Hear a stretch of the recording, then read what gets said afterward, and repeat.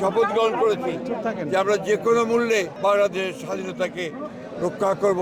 আজকে বাংলাদেশ যখন একটা নতুন অধ্যায়ের দিকে একটা নতুন সূর্য দেখছে, স্বপ্ন দেখছে বাংলাদেশের মানুষ, একটা নির্বাচনের মাধ্যমে একটা গণতান্ত্রিক বাংলাদেশ নির্মাণ করবে, সেই সময় আবার নতুন করে বাংলাদেশের শত্রুরা এই হত্যাকাণ্ডে মেতে উঠেছে।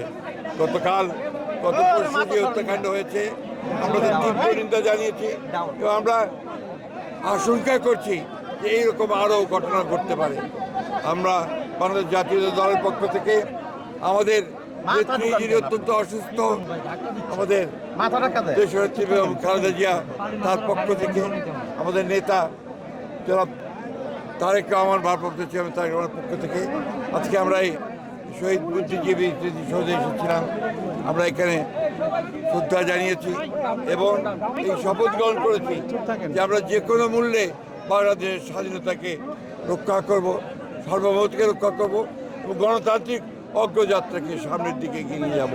এবং অবশ্যই আমাদের জন্য এই দেশের স্বাধীনতার জন্য যারা প্রাণ দিয়েছেন, গণতন্ত্রের জন্য প্রাণ দিয়েছেন, তাদের সকলের প্রতি আমরা শ্রদ্ধা জানাচ্ছি।